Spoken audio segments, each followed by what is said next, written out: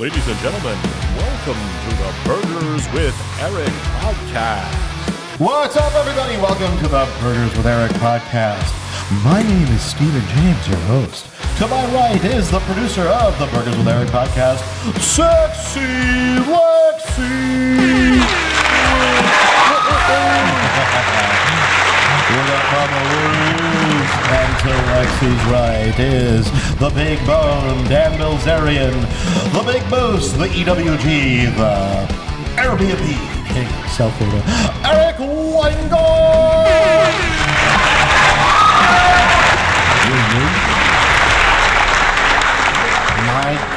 My goodness, we've taken some time off. Yes, we have. We've taken some time off because my two friends, Eric and Alexis, have made a lifelong commitment to each other.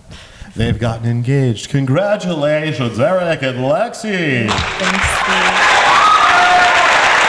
That deserves a round of applause for sure. Yeah. So, guys, this episode we're going to talk about Eric and Lexi's engagement. You can clearly see we have our Buffalo Bills helmet squarely on the table because I have very many violent things to say about this fucking football team. Eric, I'm sure you have something to add there.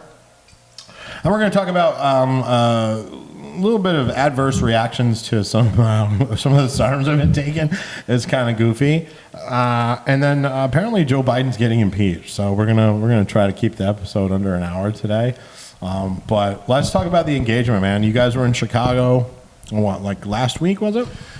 Yeah, we had this trip planned. So I was trying to be as covert as possible with the engagement, right? Yeah. And I was kind of hemming and hawing just about timing, right? And I was like, no, it makes sense. Let's go ahead and do it pretty soon. So our trip to Chicago was actually kind of planned sort of on a whim, right? Mm-hmm. Like we were just like, oh, do you want to do this? It was kind of on a whim. Yeah. So the reason I wanted to do it around then or in Chicago is that I thought I could really surprise her. But long story short, I ended up doing it a day before on the beach in Florida, and it worked out great, right? I had the videographer there and everything. We got a cool music video and shit. It looks great. But I think leading up to it, I think I blew my cover probably a couple hours before, right? You're so cute. You guys make me sick. Because when he said that, I was just like thinking about it again. Yeah, so because I took my real estate test that day, the state test, thank God I passed, which was funny because I was texting one of my best girlfriends, Shosh. Actually, I was on the phone with her, and she actually knew about it. And she texted him, and she was like, yes, she passed. Because obviously, like, it would have been an even better day, like the passing and the proposal. So the day was working out wonderfully. And Eric, a few days prior, was like, oh, let's do some content, which isn't, like, out of the norm. And this real estate thing was really stressful for me. I just put a lot of, like, internal, like, pressure on myself. And I really wanted to pass. So it'd be something really great for us to have one of us with a license. So I really wasn't thinking about this content creation until I passed. And then I'm like, okay, like, fine, whatever, like, we'll do this. And he's like, yeah, like, I think Claudio's going to do, like, a day in the life. Like, the videographer, he's going to come, he's going to, like, videotape us in the house, kind of like what we're doing, kind of we'll just have conversations, like business conversations that we usually have, kind of make it reality TV. And I said, okay, that's fine. He's like, maybe we'll have a glass of wine on the camera, whatever. Okay. So then he goes to get his hair cut, and he's like, hey, by the way, like, I just realized there's this, like, super blue moon happening tonight. Like, we should take advantage of Claudio and go to the beach and get some pictures there. Well, because we'll be using him anyway. Right. And I was like, okay. And then I'm like, okay, now that I'm done with this test, I'm really thinking about this content on. I'm like, okay, whatever. But the one thing I will say that was a little caught off guard, I was like, okay, but it's a Wednesday night, right? So I'm like, whatever. Maybe he really just cares about the moon. He wants to see it. It's cool, whatever. So that's pretty gangster to propose on a Wednesday night. Yeah, no, it was. I mean, come on, give that to me, right? Like that's pretty good. Yeah, it was. It was.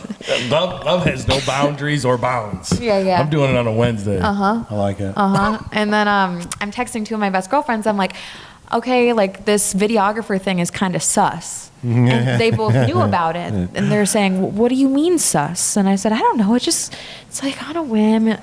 And all of a sudden he wants to go to the beach. And then my one girlfriend was like, you thought this last year, same time. I'm sure he's probably planning on doing it in Rochester with your family there or something like that. Yeah. And then the other girl was like, I mean, I have no idea, but I don't know. It just seems like too random. It's a Wednesday. And I said, okay, sure. And I got thinking about it. And I said, I'm just going to put on a little more makeup than I usually do, just in case. Just get a little extra nice. Yeah. So then the videographer, Claudio, comes over, and he's really not, like, doing much. He's kind of, like, setting up his camera. He's not doing stuff. Nothing. Yeah. He's not doing anything. So I'm like, okay, like, obviously Eric blew our cover. Yeah, obviously the two of them weren't on the same page in regards to, like, what we were doing. And so he's like, yeah, like, we're going to make this day about you. You know, you just got your real estate license. Yeah. Let's just get some pictures of you for that. Like, you need to look more professional than the ones we took in the past. Yeah. And I said, okay. So then I'm kind of, like, playing around. I'm like, let me see if I'm feeling it out, right? And I go, so what does, like, a realtor usually wear for these pictures? Like, what does a realtor usually wear for these types of photo shoots? And he goes, you know, usually, like, a lot of the realtors the girls will wear, like a nice white dress or, like, maybe a floral dress.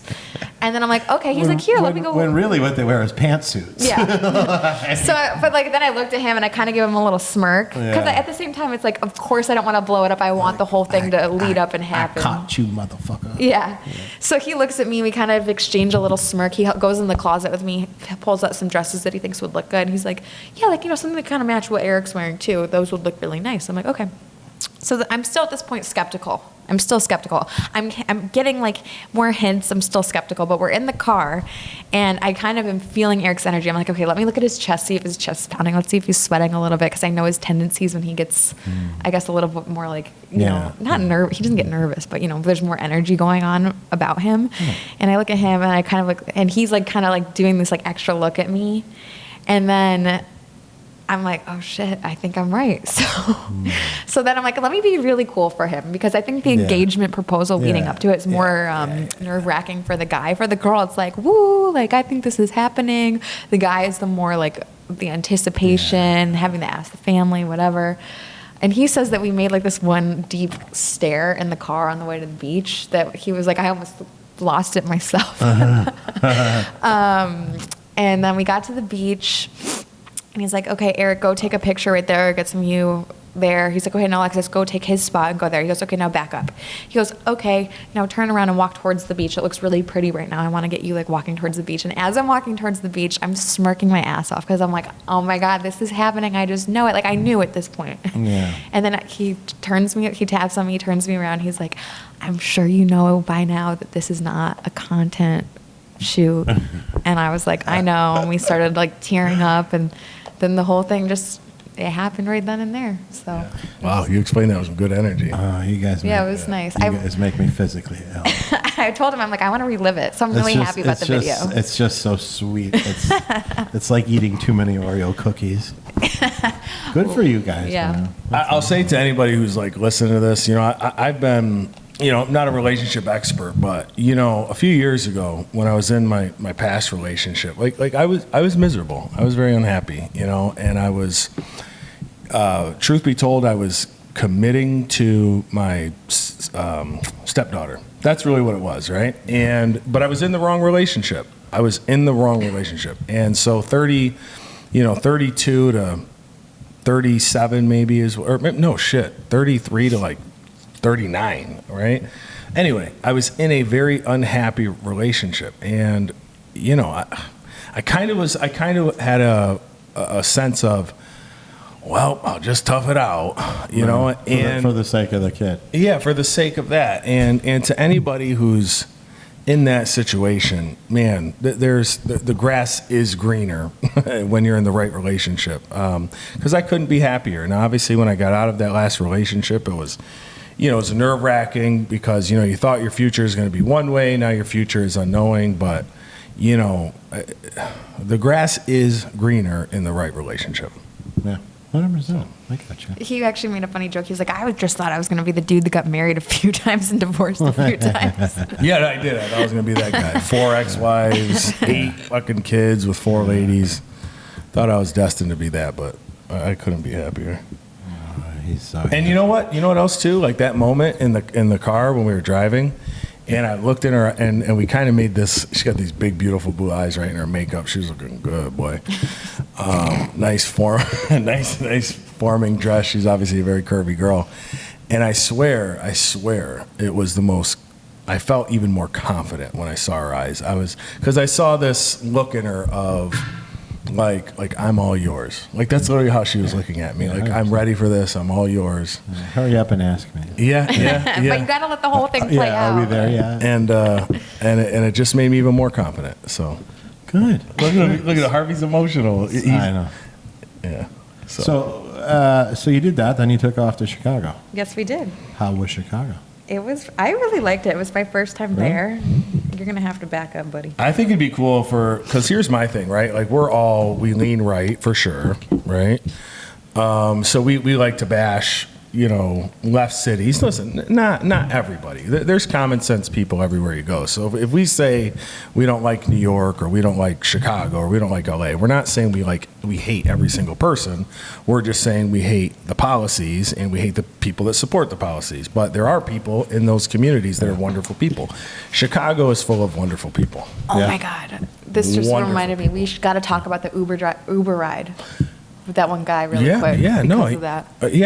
He's listen, there's a perception that, African Americans are left and white people are right.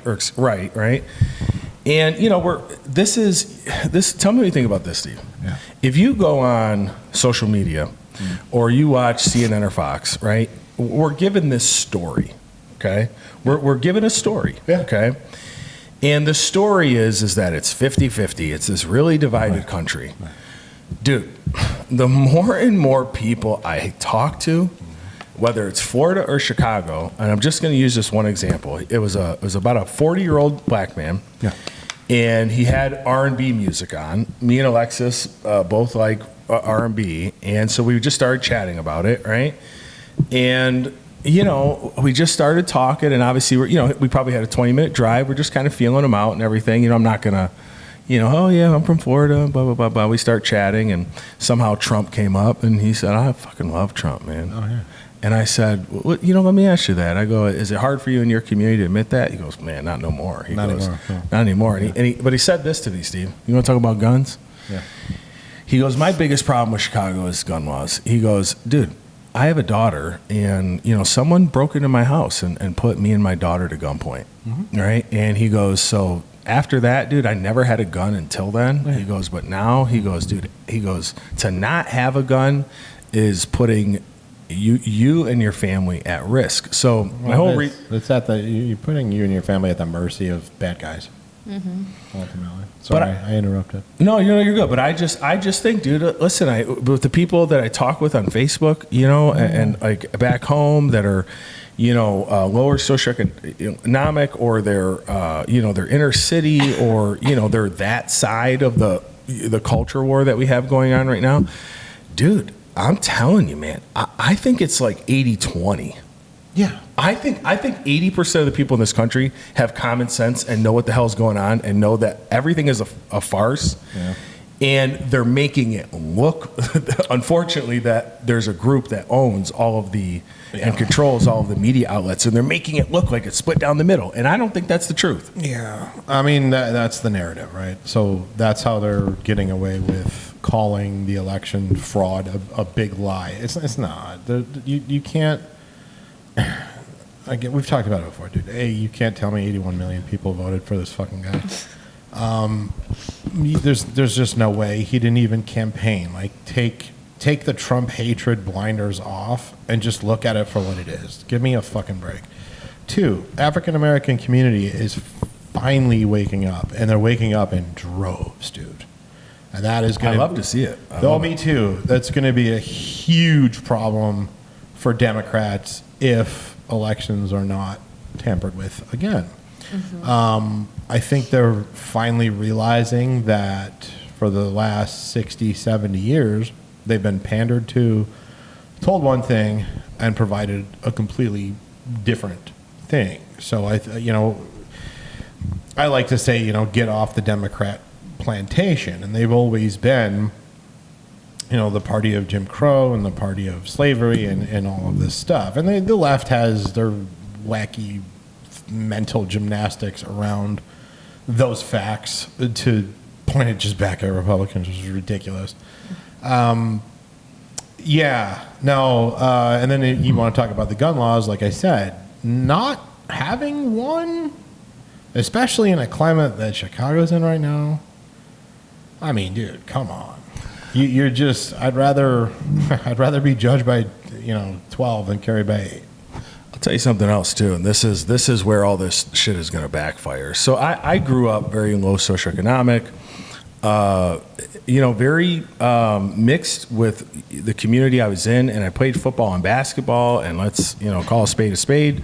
Most of the guys in my locker rooms are inner city black guys, right? So I grew up in those sports and in that world, not claiming that I have the same what's the word? Advantages or disadvantages. Because listen, here's the thing, dude.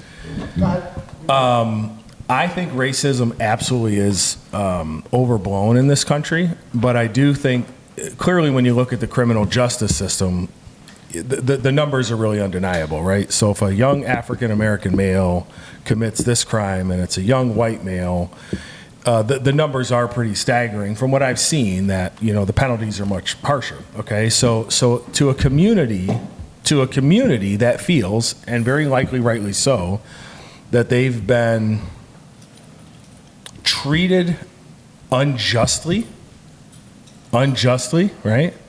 And then they see Donald Trump being treated like this. Exactly. So they're just gonna side with him. Yeah, of course. Like if it doesn't matter if it's true or not, Steve. What I'm saying is this: if they feel they have been wrongfully treated by the criminal system, and they see homeboy Trump like being mistreated, like it's clearly it's political nonsense. Yeah. They're gonna rally behind him because he's one of them. Yeah, he is one of them. So it's gonna backfire like crazy. Well, the majority of them know. Look, there's always those people that are so indoctrinated by CNN and MSNBC that there's no changing their opinion.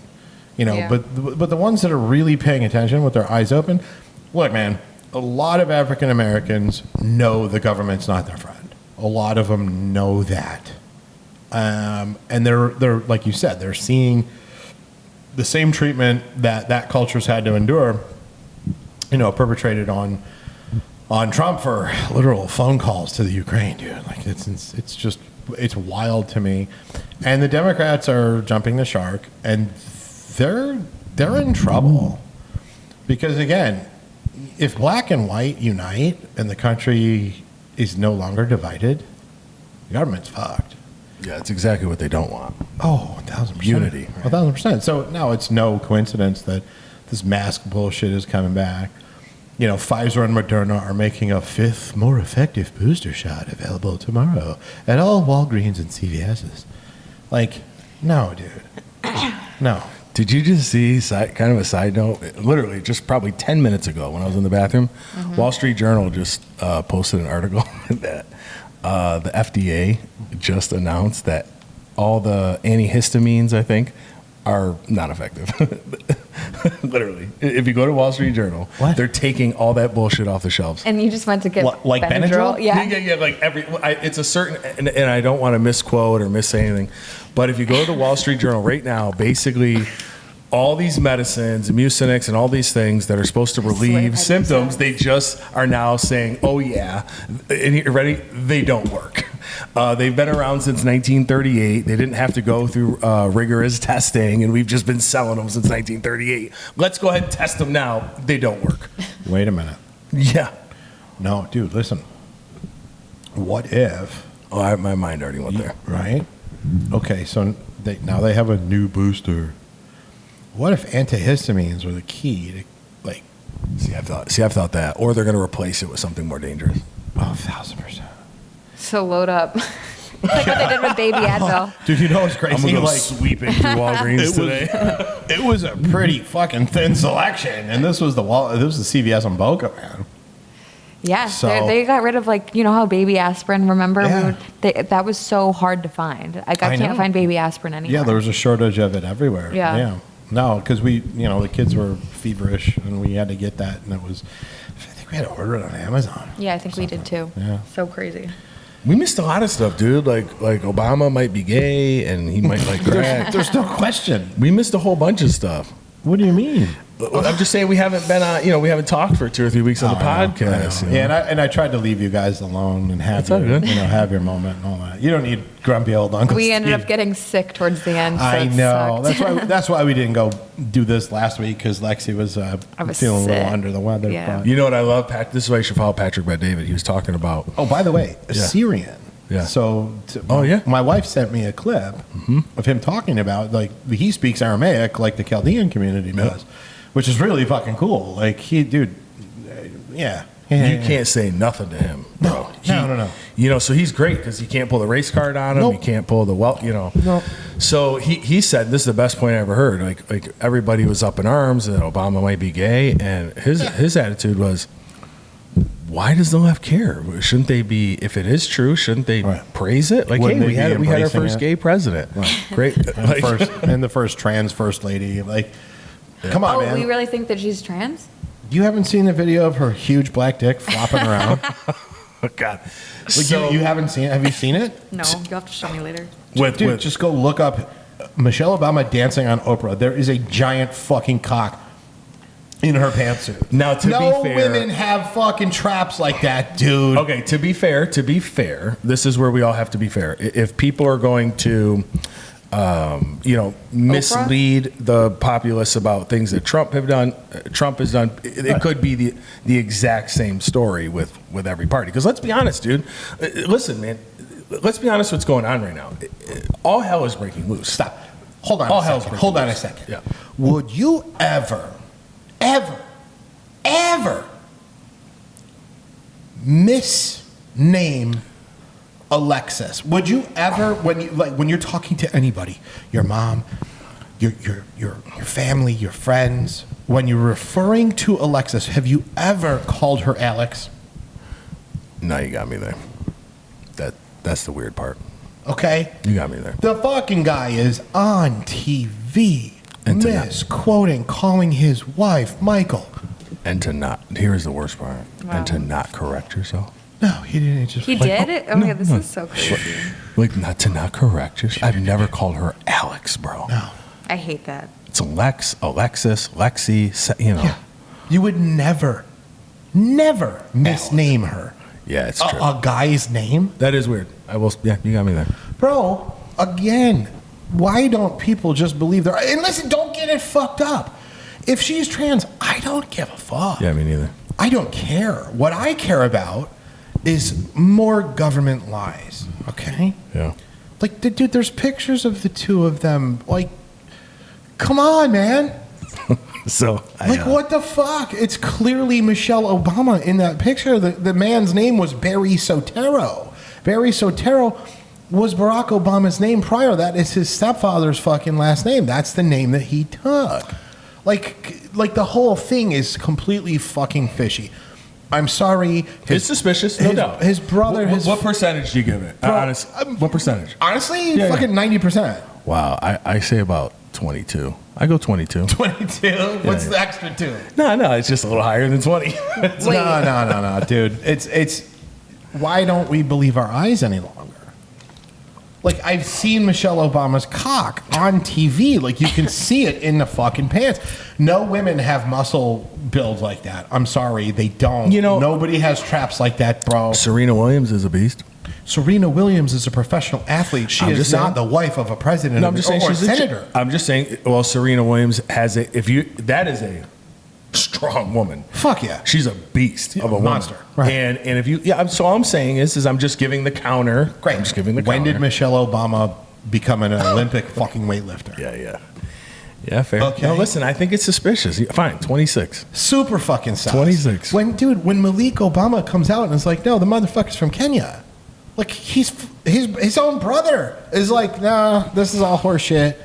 You got guys out there saying, no, I sucked Obama's cock. Like, Oh, Like there are people out Did there crack saying, with him. I've You want some literally coke? smoked crack with the man. Like, come on, dude. Like, when are we going to stop believing look, here's what we know.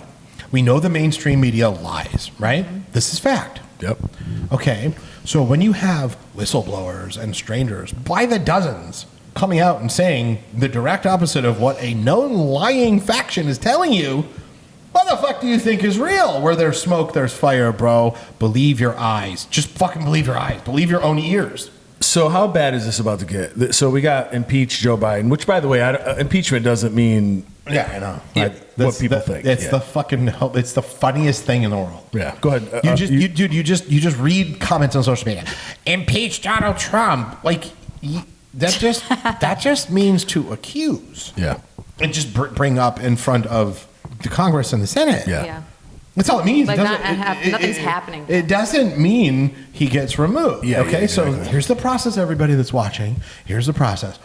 Joe Biden, they will write articles of impeachment on Joe Biden, which means they put all the complaints against the leader of the country on a document. That document then goes to the Congress and the Senate. The Congress and the Senate then put him on trial.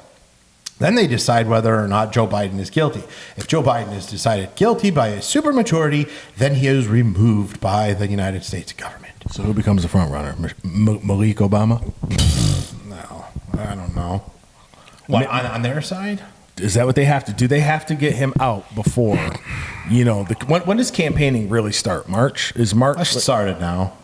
Like when are all the? Well, the primaries are in November, I think. I think they start in October. So do they got to get him out ASAP? Get in the next, by the end of the year, before March, so they can save face and say, hey, this guy was terrible. We knew it all along. That's why we have this golden goose coming now. This person, But I don't know. Gavin Newsom. It's the only one is Gavin. They don't have any stars. or Malik Obama? Obama. He's not even a politician.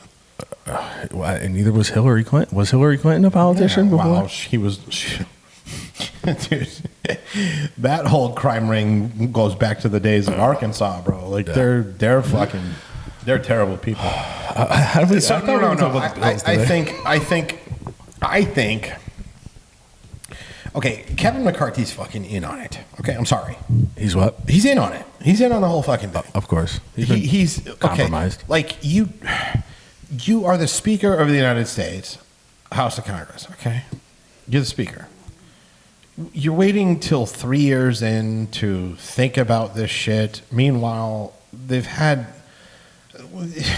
like boatloads of evidence and boatloads of documents and boatloads of phone conversations and boatloads of fucking laptop files and all of this shit, right? Like, Hunter Biden's so dumb that he actually left all of that evidence at a fucking computer repair shop. Yeah. Okay, and then what was the official narrative? Most people watching this are going to be like, well, that's just Russian disinformation because 50 FBI people said so. Yeah, and then it comes out that, no, that's fucking real. Yeah. So, like, but here's the problem. The narrative has already been set. All of these old ladies that drive around Boca with never DeSantis and never Trump bumper stickers, you'll never change their fucking mind because they're too slow and weak-minded. I don't see that. I saw one on the way home from the gym today, and I damn near rammed into the person. I haven't it was seen one of those a yet. faded, old-ass Never Trump sticker next to a brand-new Never DeSantis sticker. Of course it was a Toyota Prius, and of course it was an, 78-year-old woman with silver hair. Wait, is it Prius? Prius, whatever. Wow, of course. Yeah, it's like bro. that or the Subaru Forester. I think I got a theory for you. Yeah. I have a theory for you. Ready for this? This is where my brain goes. I think a war with Russia is actually imminent. You do? I do. I definitely do. And I believe there might be an agenda to where maybe what they do is, they're in a proxy war, as they call it. Right now, Right now, yeah. 100%. So it's all a bunch of BS. And if If a war actually starts, and so what the media has basically said is, Putin's evil, Russia's evil. I have no idea what the hell's going on in Russia, right? But they've painted this picture, and they'll get support for everybody. Those like, I love Shosh, but she thinks the Russians are the meanest people ever. Wouldn't she support a war to save the Ukrainians? Because of what they're doing to Ukraine. So in wartime, Yeah. what are the laws around a presidential election? You tell me. In wartime, can it just be? Yeah, I think it still happens. I think we need to fact check that, because I do believe the president has the authority during war to suspend. So I think, so you watch. So I think something crazy like that, really, because they have no other alternative. Because if they kill Donald Trump, then guess what? The crazy rednecks in South Carolina, the militias, there would be bloodshed. Like what's his face said? Who said? Someone said there'd be bloodshed. Was it Matt Gaetz? If they don't, I think Matt Gaetz. I could be wrong. I think it was him. I think he's a congressman in Florida.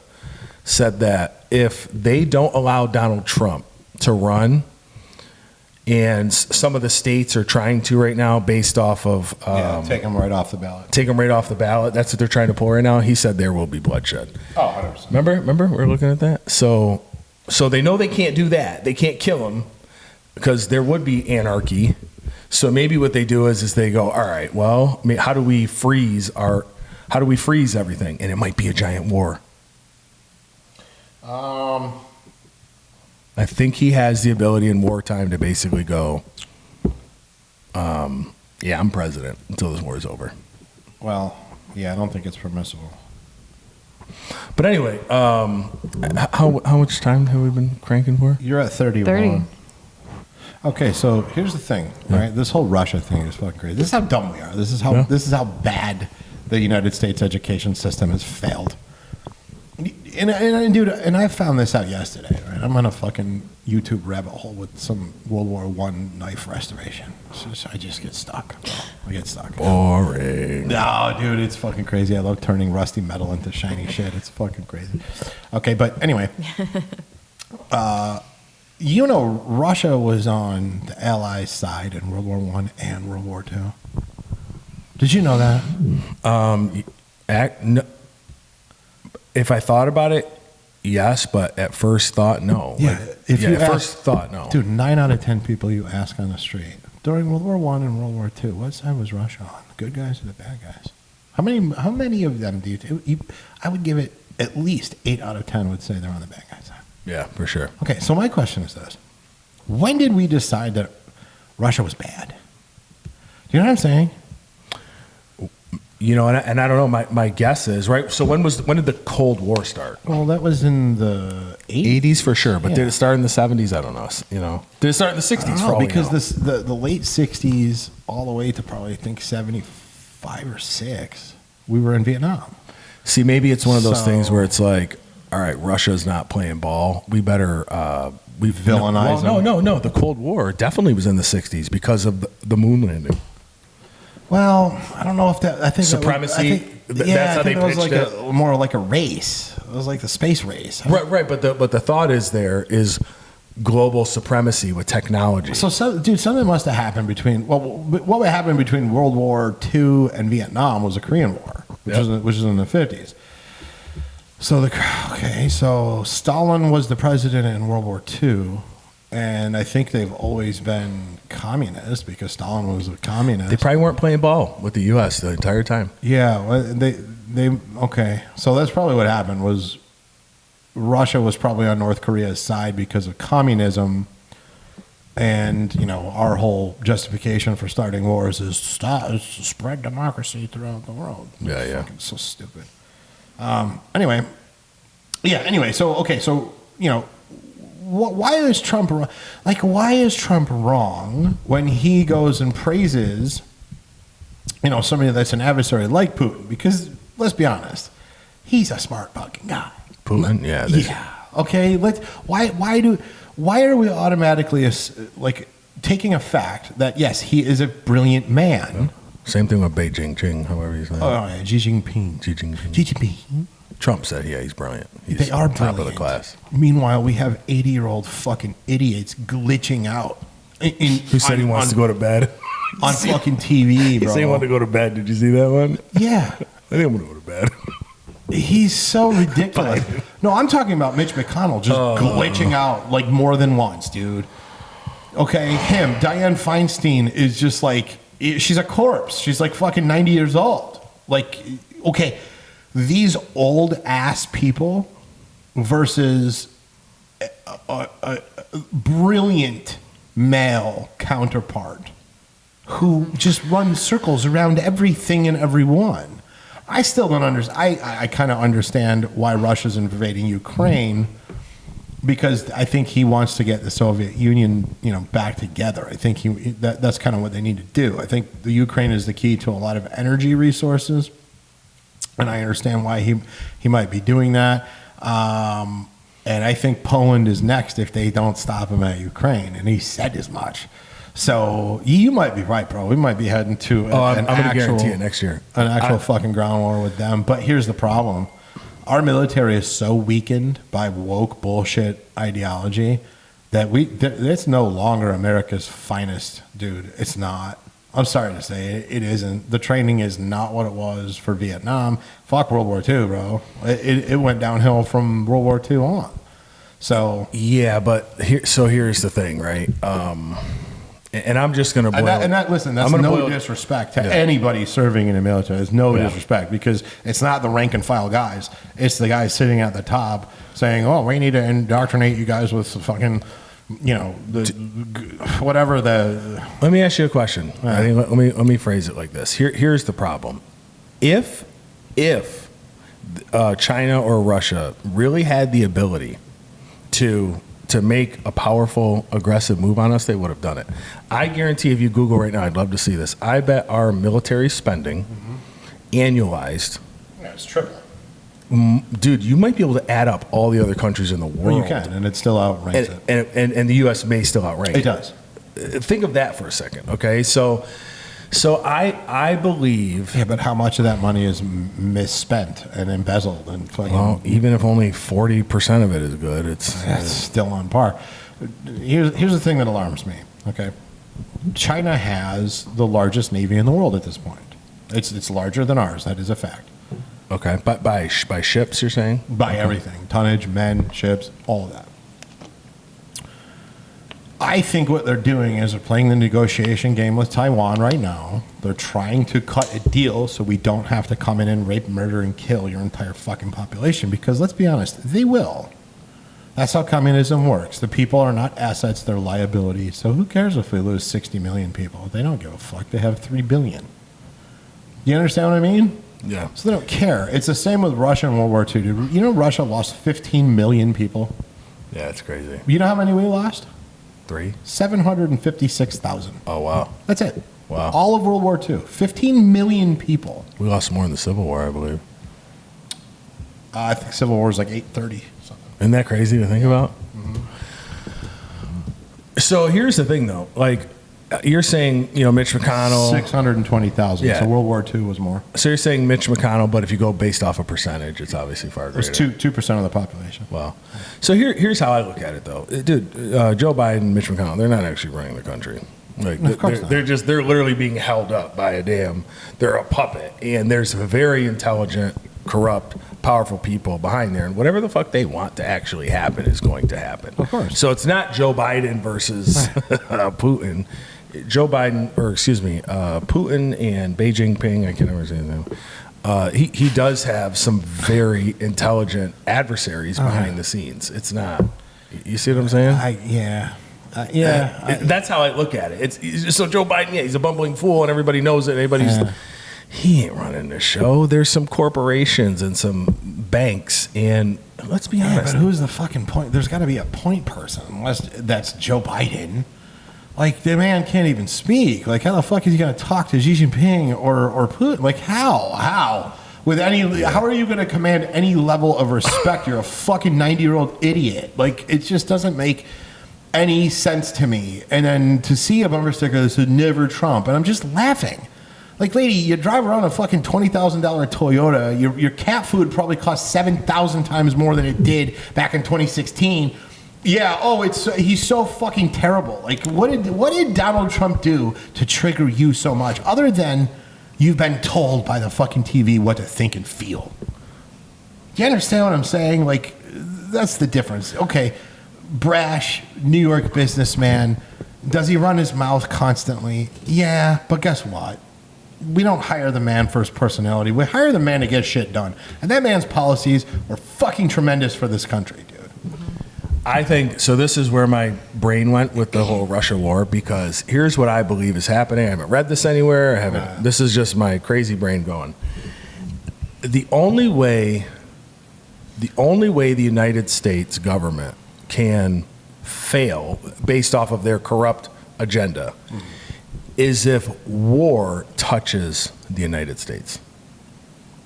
Okay, so the only thing that can't happen, the only people that can't die, there can't be a Chinese ship or a Russian army attacking Florida, killing. It can't be on our soil, because then they fail. Now their policies have completely failed. But if they can, do you understand what I'm saying? So no matter what, in their mind, we can never, ever, ever, ever, ever let war be on this soil. And there never has been. Think how crazy that is. Yeah. There never has been outside of Pearl Harbor. Okay? Well, the Civil War, Pearl Harbor, yeah. Right? So maybe they're weakening the Russian army. The War of 1812. They probably are. They're weakening the Russian army to say fuck that. Yeah. It's war, and they can basically guarantee based off of. I mean, their army's fucking pathetic. Their equipment is pathetic. I don't think it would take very long. Okay, it won't take very long if the powers that be command it to not take long. Okay, what was the difference between Afghanistan and Iraq? Donald Trump beat back the ISIS caliphate in like 14 days. Yeah. Okay, they had quote unquote, Osama bin Laden plenty of times. They had him plenty of times. That terrain is ridiculous, though. But that's not the point. The point is they had the guy dead to rights plenty of times, and they called it off.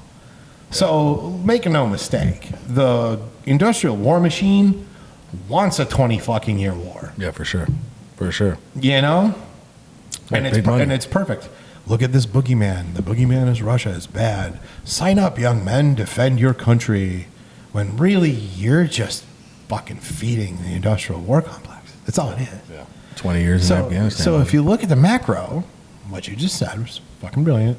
We are weakening them by proxy. Now, it was something that Tulsi Gabbard had said, which was, we're spending roughly 3% of the military budget fighting the war in Ukraine. Wow. So we're getting a discount.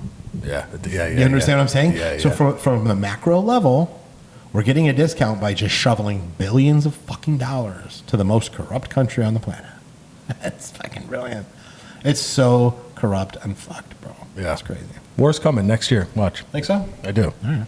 I think they're just going to fake this corona shit again. Or just release something totally different. Yeah, I've seen articles that are saying, like, by this December, New York and California could be in lockdown again. Oh, yeah, no doubt. And Crazy. DeSantis is already like, yeah, we're not doing that. No, We're not doing that. it's not a life. No. Okay. Well, that's terrifying and exciting. Speaking of exciting, our nice little blue friend sitting in the middle here. Is he your friend right now? No. Fucking mad at you. Piece of shit. It was funny because I was like starting to doze towards the end of the game, and I think the score was 16.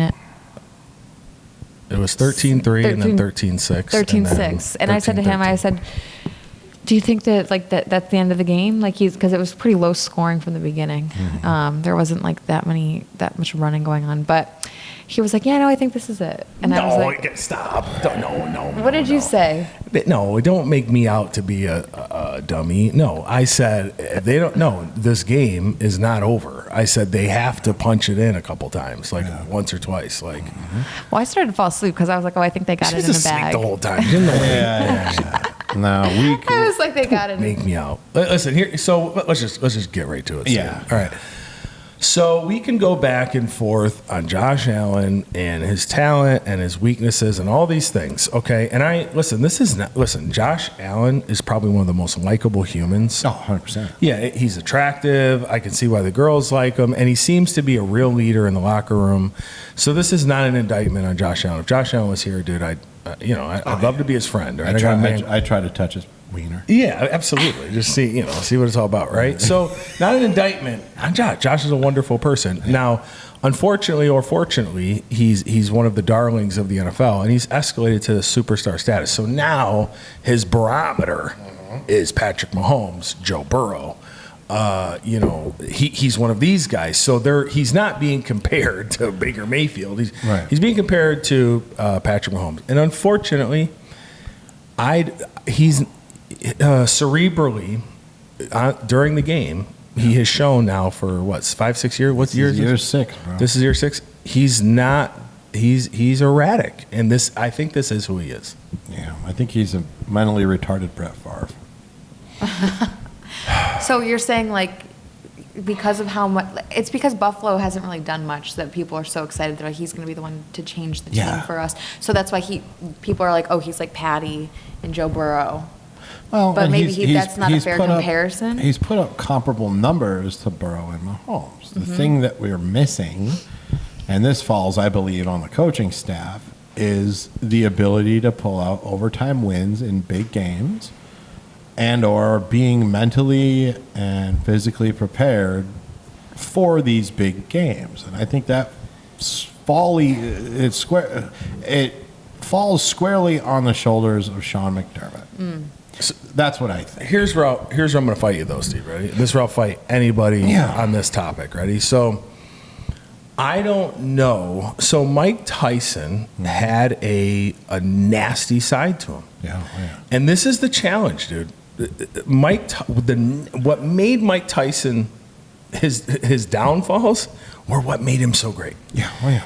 And I don't know and this would take a sports psychologist to really give us the answer, but I don't know if you turn that knob up to kill or be killed in certain brains, now clearly with Tom Brady and Joe Burrow and Patrick Mahomes, clearly you can turn that kill or be killed to 10, and the erraticness doesn't go with it. Unfortunately, I think when you turn that knob to 10 with Josh, he's like Mike Tyson. It's might bite your ear off, might knock you out in one punch. Don't know.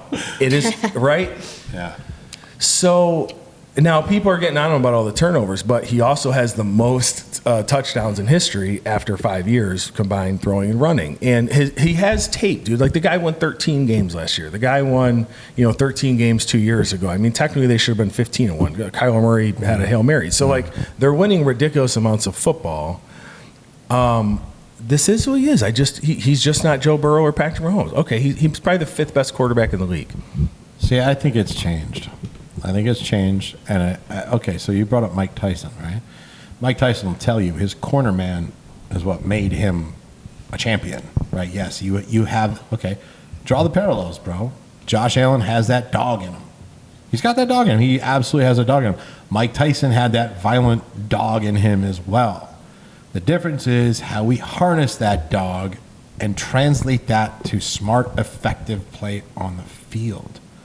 His first 3 years were astronomical in development, bro. From year 1 to year 3, and the constant there was Brian Daboll. Okay, yes, Daboll didn't have the greatest track record with calling plays, even though they were in the playoffs every fucking year and all that shit. But what he would do was rein in Josh Allen and use Josh Allen's talents to translate into wins and efficient passing. His 3rd year in the league, the guy had a 102 rating. I don't think we've ever seen, outside of Jim Kelly in 1990, a Buffalo Bills quarterback with a QB rating over 100. Frankly, it's probably not been over 90 in the 17 years that we didn't make the playoffs. Okay, so that being said, let's take a look at Josh's mental state. Like you said, I'm not a fucking sports psychologist, and I'm sure sports psychologists would agree, but I also know from life experience what happens when your romantic situation changes, when you start getting that success, when you start getting that recognition. Okay, this kid is a guy from fucking nowhere, California, that no Division I schools wanted. He had to go to junior college, send 1,000 applications out. Only Wyoming and North Dakota State gave him a fucking offer. So here's a kid that's been playing with this massive chip on his shoulder with that fucking psychotic ability that you just referenced. Okay? Guy makes the playoffs a bunch of times, heartbreaking losses. I think those are on his coach, not necessarily to blame for fucking Allen in those situations. Outside of the Cincinnati game last year, that's a different topic, right? But you cannot argue that from that Kansas City win that we had last year, the team has been completely fucking different. Think about it, bro. Since that Kansas City victory, Josh Allen leads the league in turnovers by a wide margin. Well, in his defense, do you know who Ohtani is in baseball? Shohei Ohtani, yeah, sure. He has the same injury Josh Allen.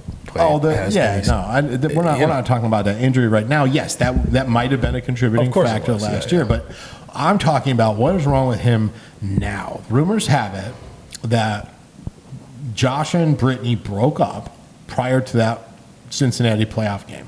Okay, that's gonna fuck with your head. I don't care how much of a warrior you are. I don't care how dialed in you are. That's not something that you're losing your high school girlfriend. That is a person that he has seen, spoken to, shared his life with every fucking day for the last 10 years. Okay? I'm sorry. No. Now. You think it's weighing on him? Fuck yeah, dude. Of course. Of course. He is a kid from nowhere, California, bro. Just think about your culture shock moving from Rochester, New York to South Florida. Just think about a culture shock there.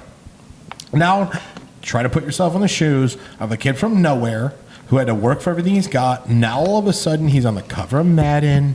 He's dating some Hollywood starlet. He's the darling of the NFL. Kyle Brandt fluffs his cock every fucking day on Good Morning Football. Now your expectations are huge.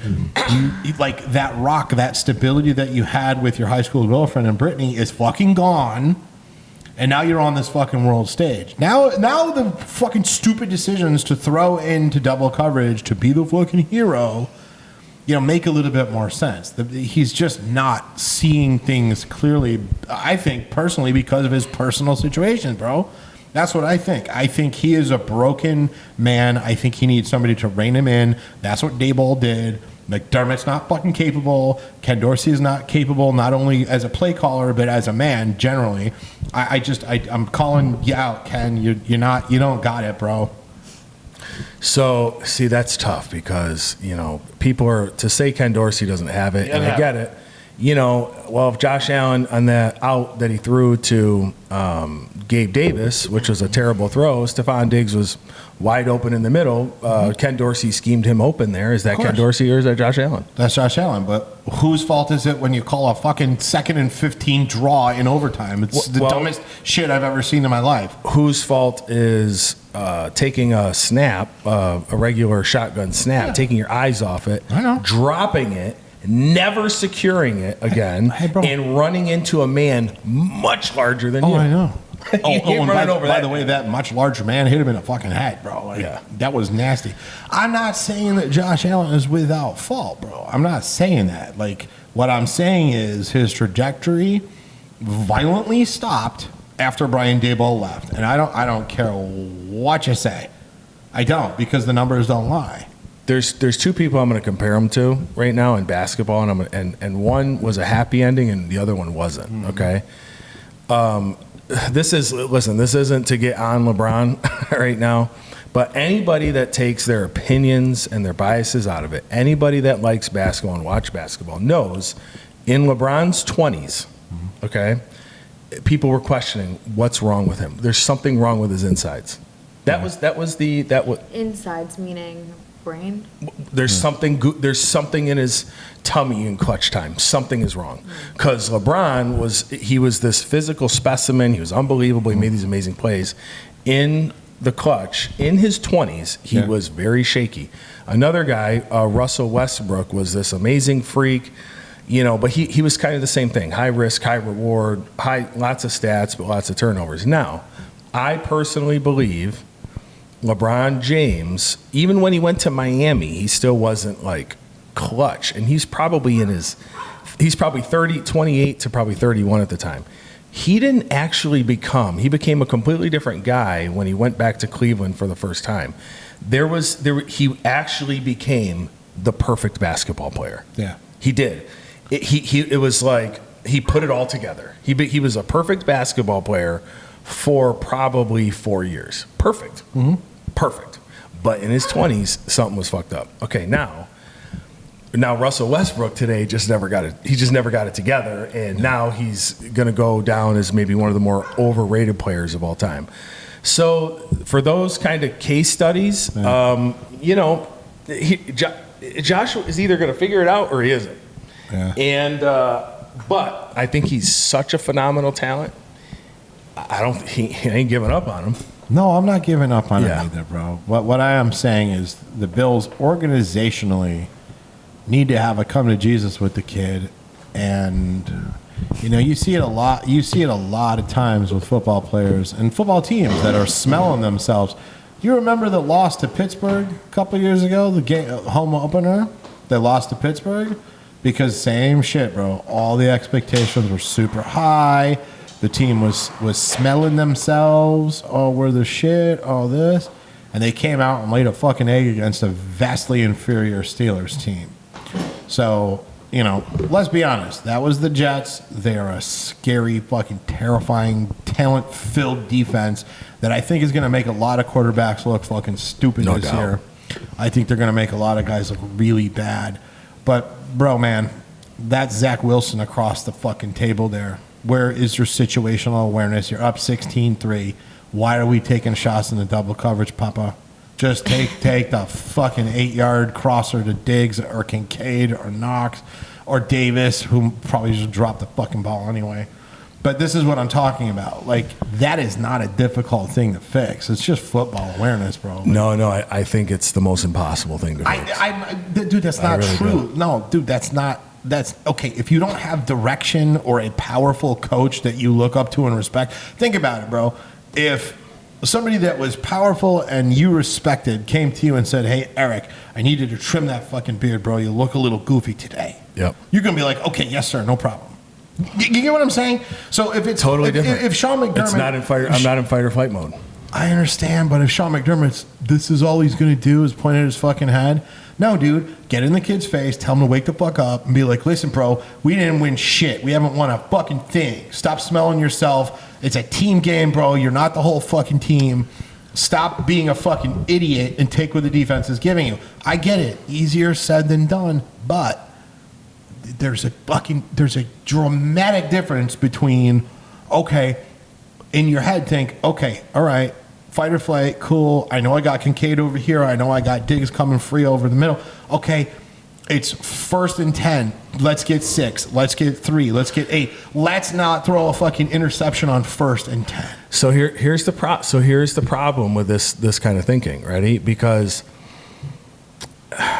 okay, so what that means to somehow be able to pull back that whatever wackiness is going on in his head at that moment, like there was a play, I don't know if you remember, but he was running to the sideline. He already got the first down, and he could have just ran just out, gone out of bounds, but he cut in to get like another yard, and took a hit instead. He took a fucking smoke, right? Yeah.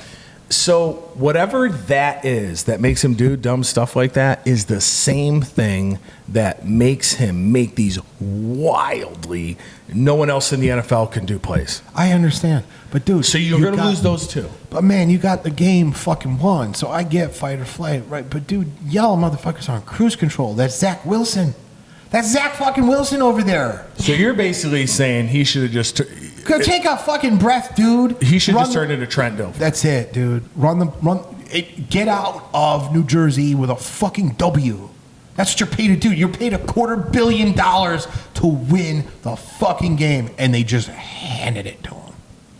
They just handed it to him. Zach Wilson had 40 fucking yards, bro. He had 40 yards going into the third quarter. Yeah. Garrett Wilson had 1 catch. I just don't think he can, like, so he fumbles a lot, like against Minnesota, like on the goal line. This just is. I just believe this is who he is, and I don't even think the best quarterback whisperer can change him. I think. I disagree. You know? Dude, when Brian Daboll was there, and you remember in the playoffs, Josh Allen doesn't have any red zone turnovers in his entire career at that point. Now he's got fucking 11. So it could be the tape. It could be more tape on him. It could be teams are scheming for 3 him years. You know? don't have a fucking red zone turnover. Like, come on, man. Well, but here was the thing though. He probably wasn't taking the chances because he wasn't as confident. So and a lot of those he was running them in. All right. So what's his he only had in his first year he only had 10 touchdown passes, whereas last year he has 37. I know. So you got it. Where do you think his confidence is at after that bullshit? I mean, I bet he throws for 450 next week. I think so. Yeah, he was 29 of 41. Oh, I know. Right? Oh, yeah. 29. So I think he throws for 450, 4 touchdowns, rushes for 88. I think he has the game of his life next week. You think so? Yeah. And I think the Bills are good. Here's what I truly believe about the Bills, to all you Bills fans. I think we were the best team in the NFL 2 years in a row. I really do.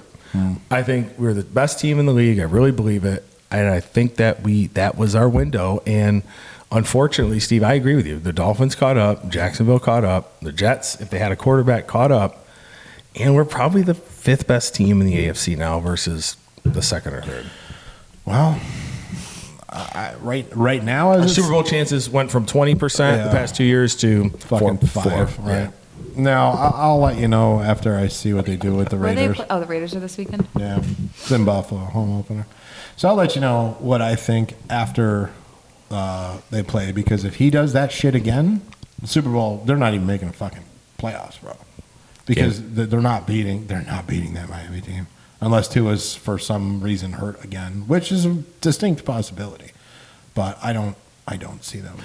I'm normally kind of fine with like some of the run, like some of the aggressiveness that Josh does physically running, but that particular game, dude, there was 6 unnecessary hits, dude. Like it's crazy. Like, dude, it's 2nd down. You got 6 yards. You're not going to get the fucking first down. Yeah. Why are you leaping at 2 very large linebackers? Why are you doing that? Yeah. Just get down, bro. Haven't we been screaming at you? Haven't you been repeating it in the offseason? No, I got to get down. I got to run less. I got to run. And the whole fucking time he's just running like a machine, just taking licks. Fucking head, the ribs, the chest. Like, we should have went after Sean Payton. Oh, 1,000%. You know, let me ask you Never this. happened, Let me ask the psychology of this. So the Bills were terrible for 20 years. Probably the worst organization in professional sports. Lions, but yes, they're probably 2nd. Yeah, because they had a couple of years they didn't even win a game.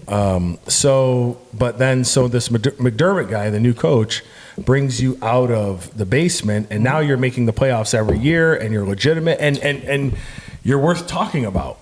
Jersey sales are up, ticket sales are up. Like, he saved your organization. They were talking about relocating the Bills. Now you're building a new stadium in Buffalo. Yep. Can you fire that guy? They had to fire Marvin Lewis for the same shit. Marvin Lewis made the playoffs like 5 or 6 years in a row and lost first round every single time. Yeah. So, and I'm saying, but I wonder if that, and then you have the whole DeMar Hamlin thing. Okay, and he handled it perfectly. Yeah, for sure. Okay, so back to how do you fire McDermott? Do you see Terry Pagula as a killer? Because I don't. I see a chubby little fat man that has billions of dollars from drilling oil, and I see a chubby little fat man who has a wife that's in a fucking basically paralyzed state. Right? You know what I'm saying? Do you really think Terry Pagula is going to be like, I don't want to pull the trigger on you, Sean. Thank you for doing what you're doing. Bye. No. Not until it affects He don't have the fucking galls. It's all about the money. If the money declines, then he's got the galls.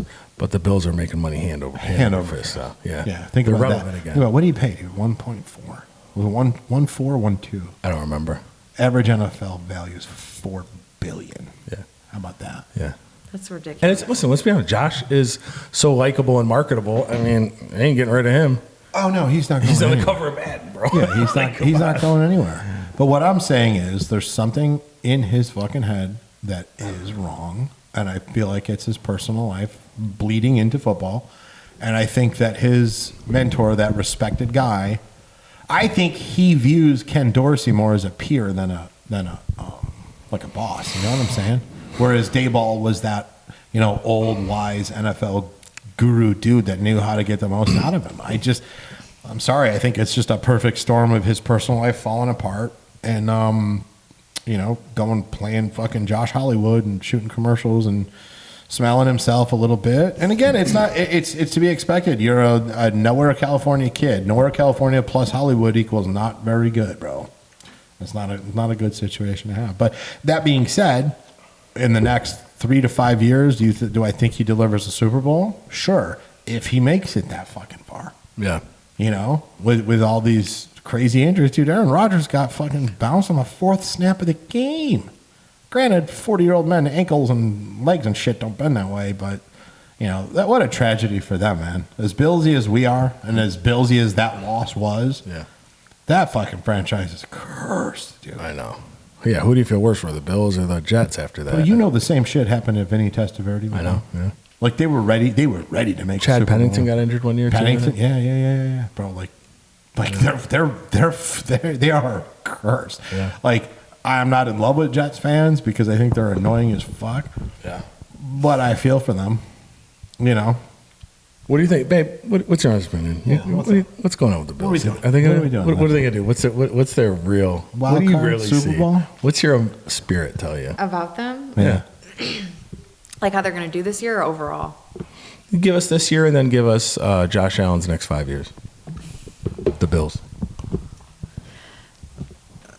So you're saying that he might not last more than 3 years because of how he plays. He might be like Yeah. too fucked up in the head, like concussed No. with I think he might collapse along like Yeah, he takes too many crazy hits. shit. Oh. Yeah, physically. Well, I think that he knows that the fan base, he knows what kind of fan base he created. So I do believe that that's a really big pressure. And I talk about how like certain NBA players play better during playoffs when they can handle the pressure, right? Like moment. I don't think he psychologically, like you said, can handle the moment. But do I think he'll be eventually able to? Yes, Yeah. because that just takes time. Yeah. So here's the trick. Ready? This is the trick. This is the balance. So what we're saying is they teach quarterbacks to slide and never take tackles. Don't be tackled. Because they don't want him at 31 or 32 years old to not be able to run and do all that crazy stuff. They still want him to have the ability to do that when it's needed. Okay. The problem is he may get to a point where he physically can't do it. And if he's just a pocket passer, he clearly can't be. So by the time he figures it out mentally, now he can't physically do it. So now he's a different player. Right. Also, You want them both to be Yeah. able to work together. Yeah, you need to And be that- able to bail yourself out when your own line collapses. I'm looking at you, Spencer Brown. Bomb. I also have one other thing that I feel like it seems to be a common trend in professional sports in general. I think there comes a point when a lot of these athletes become like over the top obsessed with the sport, which is fine. That's their livelihood. That's what they've been doing. And I do believe that's when like things change in the relationships too. Like take a look at Tom Brady and Giselle for an example. Aaron Rodgers has no kids, doesn't really hold relationships. Like there's something about these guys that are really good, but that are like super obsessive, and maybe like that's part of why she stepped away too. Like how you play makes me nervous. I don't want to be with a fucking dud in 5 years. Like you don't know what goes on. No, it's probably more about the time consumption. The time consumption. Well, I'm sorry, but $250 million would really Will do the trick. That's gonna dry up my fucking tears really quick. Well, Okay, You know what I'm saying? And it's I don't know. Whatever on, it is, maybe man. he just needs to. Maybe he's too soft. I don't know. No. I don't know. You No. guys ask someone who No, doesn't he's pay not soft. attention. He's not no, soft. yeah, I don't think he's soft at all. But soft. what I think is he started getting that Hollywood recognition and this famous shit, and Britt's probably just a simple girl. And, I think it's easy to get swept up in that life, bro. Like, it's real easy to get swept away with starstruck shit, and all of a sudden you have fucking Taylor Swift on speed dial because you're Josh Allen. You know what he I mean? wasn't at the white party. No. No, I was wondering. Remember the white party? Mm-hmm. He wasn't invited there, so he hasn't reached that echelon yet. Yeah, but I'm sure he will. Yeah. You know what I'm saying? So again, think about it, man. Like, you're the psychology fucking guy. Yeah. Like, if you're ignored your whole life and all of a sudden all this crazy lavish praise that you never thought that you would ever get is heaped upon you, and you're the darling dude, and you're on the cover of fucking Madden, like, shut up, Britt. Like, come with me or get bounced. Get out. Like, Who knows you know? what goes on behind? He seems like a likable guy, but I mean, I thought Tiger Woods was a sweetie too. You know? His wife took that golf club to his head. Oh, Tiger Woods was super sweet. You know? Yeah, dude. Who knows? I don't know.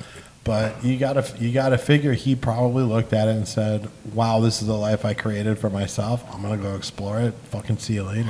Can you imagine what it's like to sign a contract for $50 million a year, whatever it is, and then like they probably pay him during the season for 6 months? Yeah. And can you imagine what it's like? So $50 million over 6 months. Getting a game check for $8 million. They probably. I think they actually pay him weekly. So let's say, Yeah. right? It So is. 50. So it's $2 million a week during the season, and so every week you're probably getting a check for $1 million cash. No, After it's tax. more. No, Yeah. it's more, bro. Because he's not. What is he making? Okay, he's 258 over 6. Yeah, so probably 50 roughly. Right? No, 40, 45. Yeah, whatever. 40, right. So 52 weeks in a year. Yeah, they pay during the season. Okay, no, I know. 52 weeks in a year, but there's only 18 weeks, so that's less than that's a third. So he's getting weekly 2.5 checks for like million. 3.5. That's crazy. Yeah. Like, what do you do Friday morning? Like, I just jack off. Just Just looking at your Morgan Stanley accounts. I'm so fucking rich. every Friday, just another 3.5. Yeah. That's so crazy. Fucking crazy, dude. It's every Monday. Every Monday, Yeah, there's when- another 3.5 million there. Yeah. Stack it up. Good. God bless America. All right. Hour 10. Is that it? You got anything else? No, I think so. That was good to catch up finally. Yeah, for sure. For sure. All right. Alexa's just let us talk. Poor about Lex. it. We're sorry. We're sorry, baby. It's fine. Eric wanted me on. I said, sure. But Oh, yeah. Congratulations. I can't wait to show that rock off when it gets back from sizing. I know. I'm ready for That's it back. awesome. Thank you. Yeah. Eric, good times. Yeah, dude. Ladies and gentlemen, thank you for listening to the Burgers with Eric podcast. You can find new episodes on Spotify on Monday and YouTube on Saturday.